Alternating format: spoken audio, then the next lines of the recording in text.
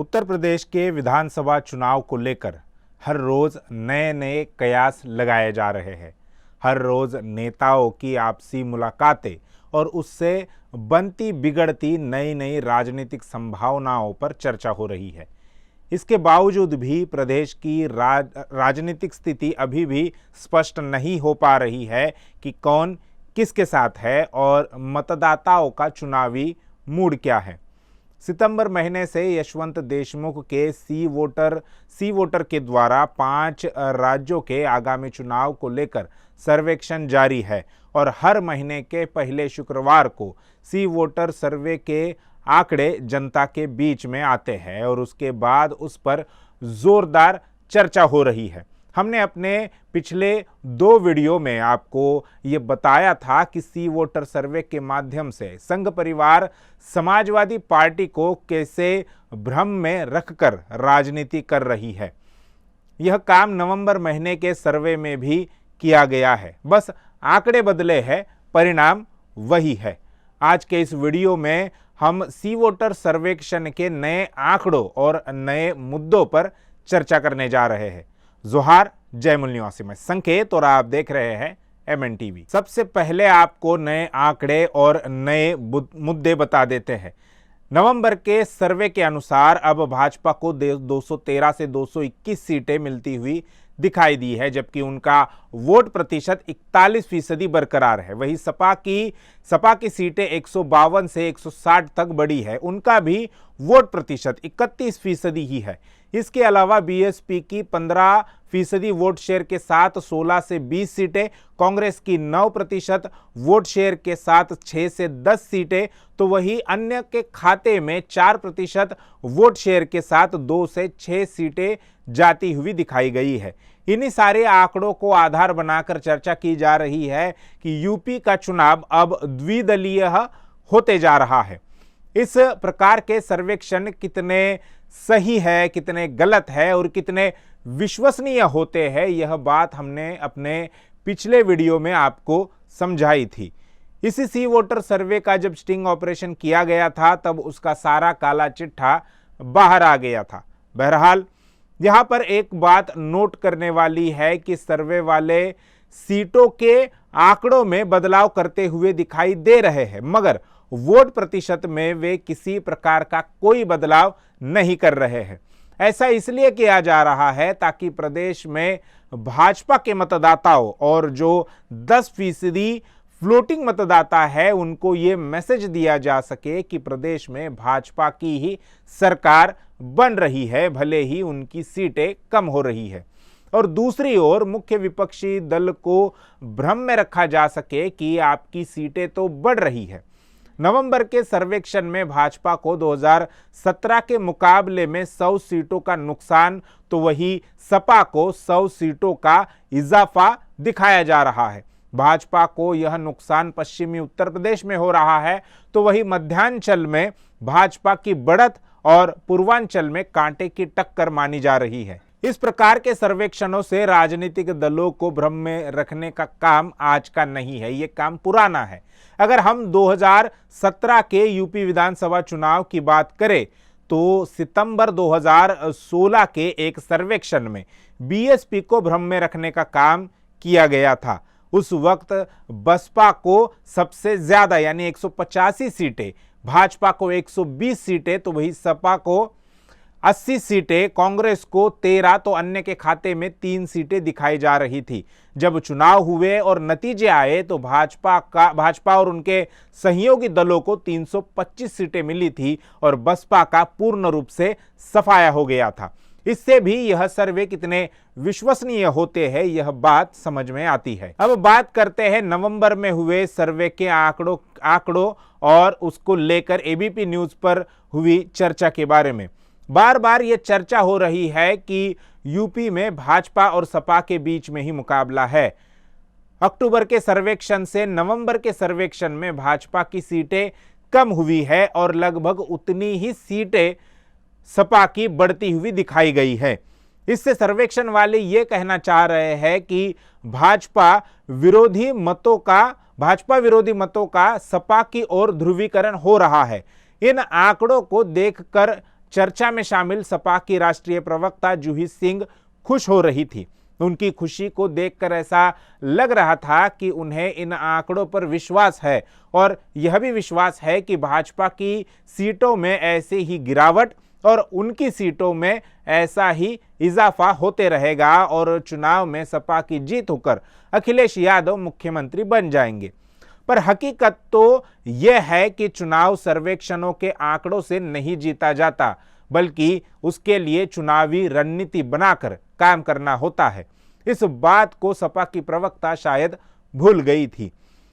उनकी इस बात से राजनीतिक जानकार यह कयास लगा रहे हैं कि सपा महागठबंधन बनाने की दिशा में नहीं सोच रही है। क्यूबा के एक क्रांतिकारी चे गवेरा का कहना है कि क्रांति कोई सेब नहीं है जो पकने के बाद अपने से नीचे गिर जाए, उसको आपको नीचे गिराना होगा।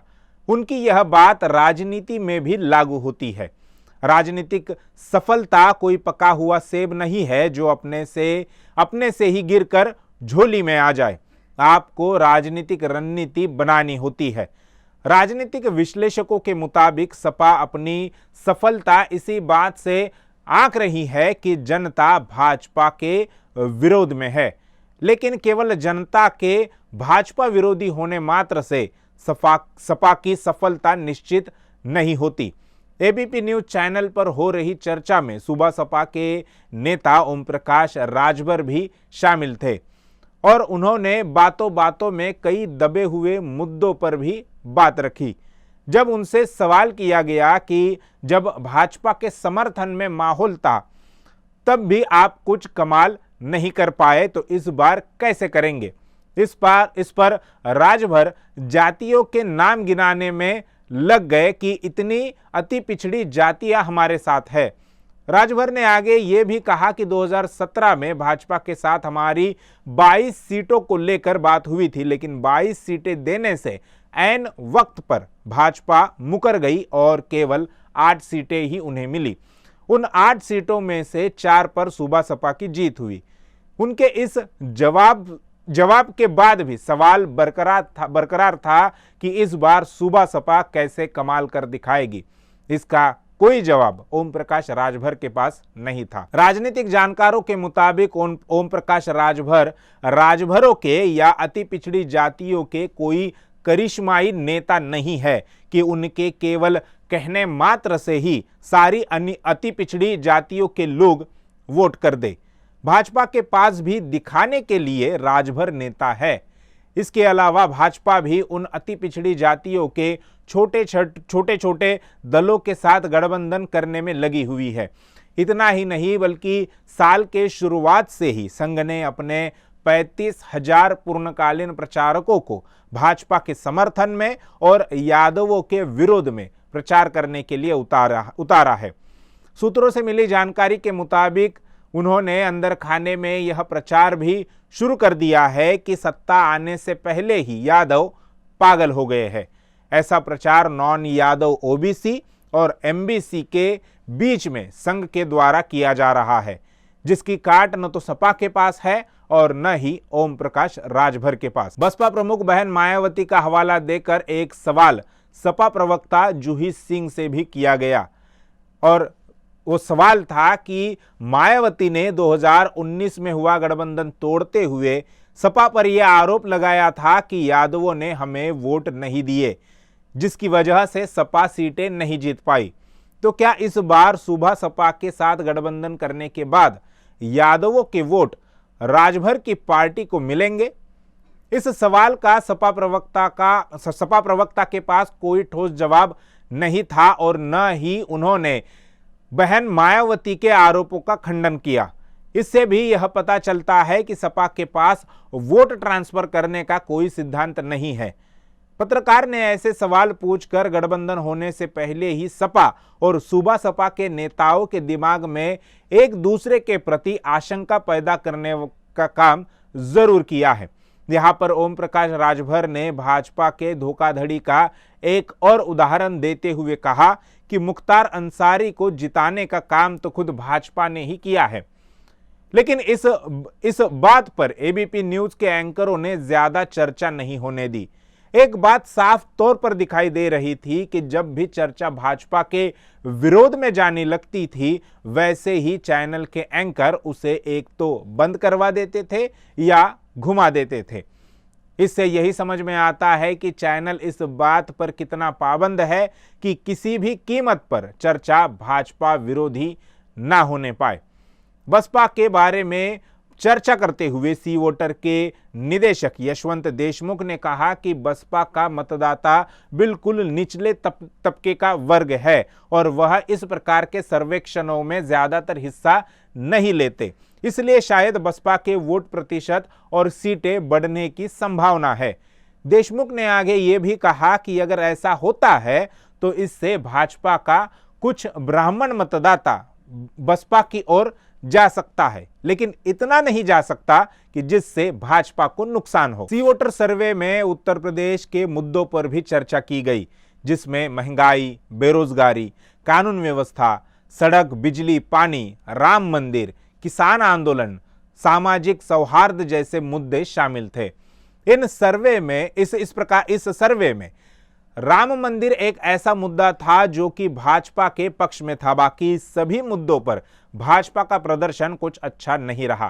कानून व्यवस्था की ही बात करें तो हाथरस में मनीषा वाल्मीकि के साथ रेप और उनकी हत्या, उसके सबूत मिटाने में पुलिस की बड़ी भूमिका, आगरा में अरुण वाल्मीकि की कस्टडी में मौत, कासगंज के थाने में अल्ताफ की हत्या, गाजियाबाद में एक मुस्लिम बुजुर्ग के साथ मारपीट, विकास दुबे का संचयित एनकाउंटर, लखीमपुर में किसानों को गाड़ी से रौंदना, ऐसे सैकड़ों उदाहरण दिए जा सकते हैं कि यूपी में कानून व्यवस्था ठीक नहीं है। यहां तक कि फर्जी एनकाउंटर से लेकर यूएपीए और एनएसए के फर्जी मामले दर्ज करने में भी उत्तर प्रदेश की पुलिस आगे है। इसके लिए योगी सरकार को कई हाई कोर्ट और सुप्रीम कोर्ट से कई बार फटकार भी झेलनी पड़ी है। यही हाल महंगाई के बारे में, यही कहानी बेरोजगारी की समस्या का समाधान करने में भाजपा की रही है। इन सभी मुद्दों में केवल एक मुद्दा भाजपा के समर्थन में था और वो था राम मंदिर का। बाकी सारे मुद्दे भाजपा के विरोधी माने जा रहे हैं। इसके बावजूद भी सी वोटर सर्वेक्षण में भाजपा को 41% वोट शेयर बताया जा रहा है। कैसे? इस सवाल का जवाब उस स्टिंग ऑपरेशन में है जो सी वोटर सर्वे की एक आला अधिकारी का किया गया था, जिसमें उसने पैसों के लिए आंकड़ों में बदलाव करने की बात को मान लिया था।